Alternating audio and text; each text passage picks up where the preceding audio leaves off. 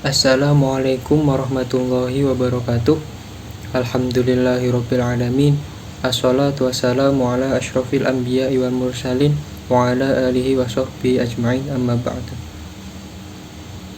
Baiklah, di sini kami yang beranggotakan saya sendiri, Muhammad Fadlik Sonafa, dan Mbak Rediana Al-Fatih Sari akan menyampaikan materi dari mata kuliah studi kitab Tafsir Nusantara yang bertemakan Tafsir Al-Iblis. Langsung saja, materi pertama akan disampaikan oleh Mbak Rediana. Baik, langsung saja, yaitu materi pertama membahas tentang biografi. Jadi nama asli dari Kiai Haji Bisri Mustafa itu adalah Mas Hadi, yang kemudian diganti menjadi Bisri Mustafa setelah melakukan ibadah haji. Beliau ini lahir di Kampung Sawahan, Rembang, Jawa Tengah pada tahun 1915. Beliau merupakan putra pertama dari pasangan Haji Zainal Mustafa dengan istri keduanya yang bernama Hajah Khotijah. Ayahnya ini merupakan seorang pedagang yang kaya raya dan juga dermawan, dan bukan seorang kiai. Bisri Mustafa merupakan anak pertama dari 4 bersaudara, yakni anak pertama yaitu Mas Hadi atau yang lebih dikenal dengan Bisri Mustafa, kemudian Salamah, kemudian Misbah, dan yang terakhir yaitu Mas Om. Nah, Bisri Mustafa ini juga memiliki saudara tiri dari pernikahan ayahnya dengan istri sebelumnya yang bernama Dakilah. Dari pernikahan ini dikaruniai 2 orang anak, yakni Haji Zudi dan juga Haji Maskanah. Nah, beliau juga memiliki saudara tiri dari pernikahan ibunya dengan Dalimin. Dari pernikahan ini dikaruniai 2 orang anak, yaitu Ahmad dan juga Tasmin. Haji Bisri Mustafa menikah pada usia 20 tahun dengan Ma'rufah yang merupakan putri dari gurunya, yakni Kiai Haji Khalil.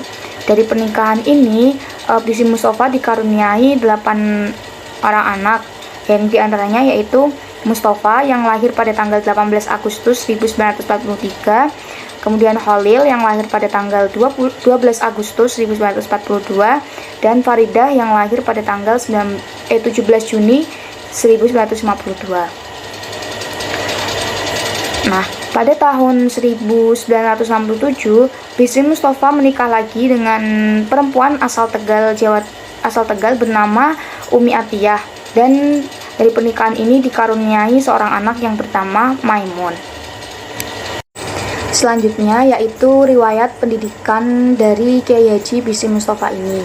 Nah, pada waktu kecil Bisri Mustafa ini sekolah di Ongkoloro di Rembang.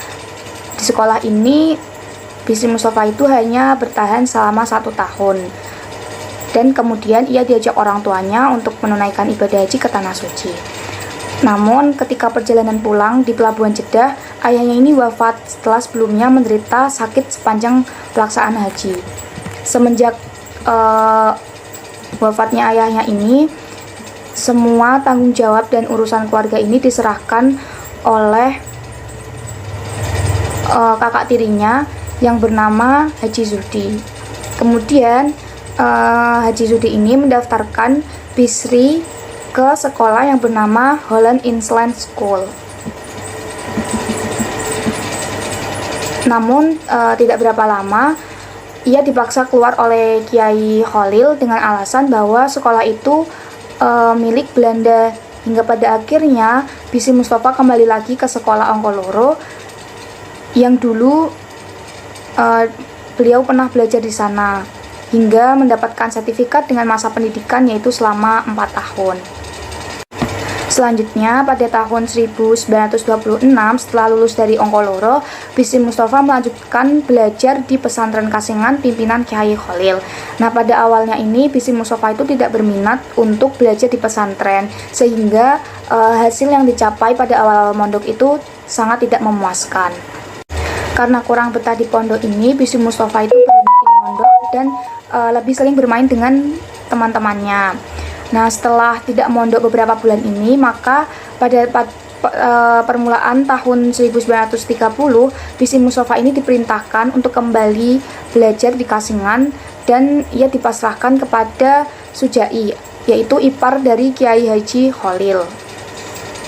Nah, setelah menunaikan masa belajarnya ini, Bisri diperintahkan oleh Kiai Haji Kholil untuk tetap tinggal di Kasingan, dan selanjutnya Bisri dinikahkan dengan putrinya yang bernama Ma'rufah pada bulan Sya'ban atau Juni pada tahun 1935.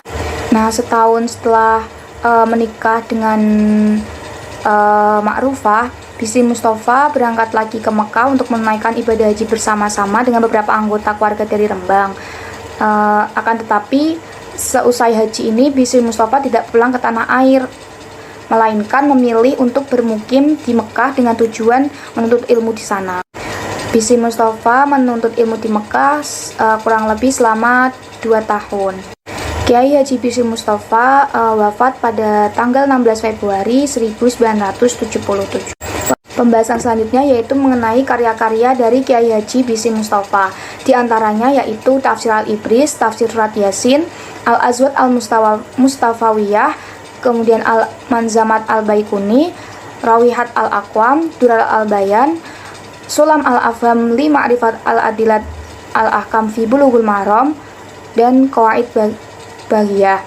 Nah, salah satu karya Bisi Mustafa yang paling populer adalah Tafsir Al-Ibris, di mana tafsir ini disusun selama kurang lebih 6 tahun, yaitu dari 1954 sampai 1960, dan terdiri dari 3 jilid. Sistematika yang digunakan dalam Tafsir Al-Ibris ini adalah sistematika musafi yang dapat dijumpai dalam muqaddimah tafsirnya. Pembahasan selanjutnya itu mengenai latar belakang penulisan. Jadi, Tafsir Al-Ibris ini mempunyai judul lengkap yaitu Al-Ibris li Ma'rifat Tafsir Al-Quran Al-Aziz. Tafsir ini sengaja menggunakan bahasa Jawa dalam penyusunannya karena beliau ini ingin agar ilmu yang diperoleh dapat bermanfaat bagi orang lain. Tujuan Kiai Haji Bisi Mustafa menulis kitab tafsir ini adalah agar umat Islam itu dapat lebih memahami pesan ataupun makna yang terkandung dalam Al-Quran. Dan beliau juga ingin ikut serta dalam menyebarkan pesan dan makna dalam Al-Quran dengan menghadirkan tafsir Al-Quran berbahasa Jawa. Selanjutnya yaitu mengenai metode penafsiran. Metode yang digunakan dalam Tafsir Al-Ibris ini, jika dilihat dari penyusunannya, yaitu menggunakan metode tahlili atau musafi. Sedangkan jika dilihat dari keluasan tafsirnya, Tafsir Al-Ibris menggunakan metode ijma. Selanjutnya yaitu membahas tentang corak penafsiran dari Tafsir Al-Ibris. Dilihat dari pendekatan dan corak Tafsir Al-Ibris cenderung bercorak kombinasi, yaitu antara fikih, sosial kemasyarakatan, dan sufi. Tafsir Al-Ibris termasuk kategori tafsir dengan bentuk bil maksur. Sedangkan dalam penggunaan ro'yu dalam Tafsir Al-Ibris ini persentasenya relatif kecil sebagai pelengkap dan penyelaras riwayat. Mungkin itu materi yang dapat saya sampaikan. Selebihnya saya kembalikan kepada moderator. Kemudian Tafsir Al-Ibris ini tentunya memiliki beberapa kelebihan dan memiliki beberapa kelemahan.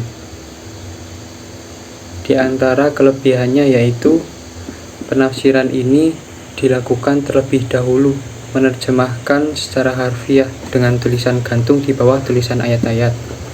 Kemudian yang kedua, dalam mengemukakan pendapat sahabat dan ahli tafsir, tidak menguatkan ataupun memihak terhadap salah satu pendapat, sehingga memberikan kebebasan kepada para pembaca untuk memilih dan menilai pendapat tersebut.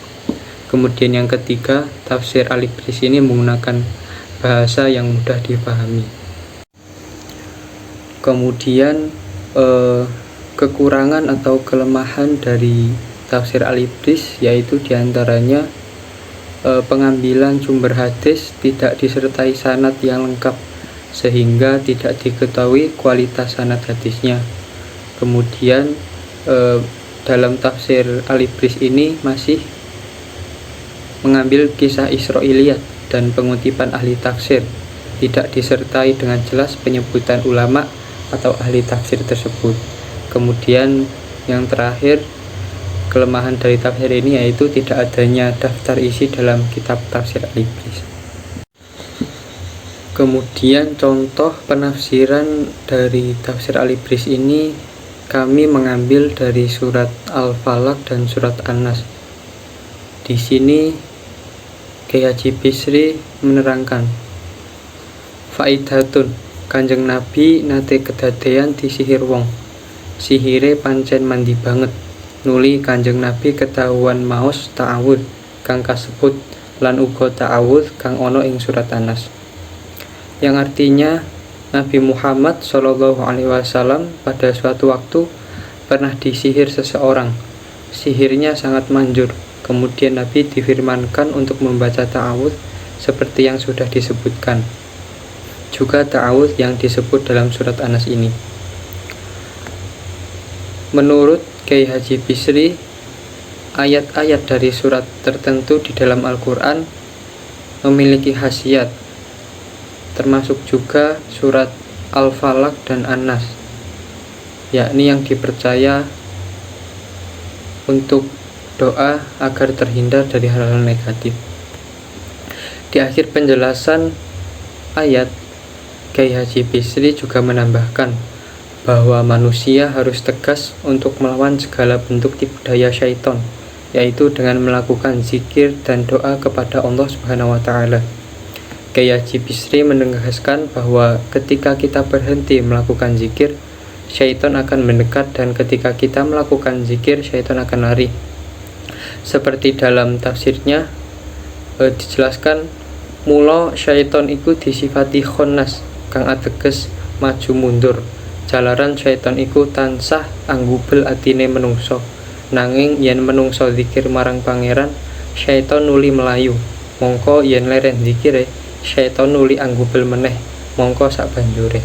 Yang artinya, maka dari itu syaitan itu disifati khonnas, yang berarti maju mundur, karena syaitan itu senantiasa menggelut hati manusia.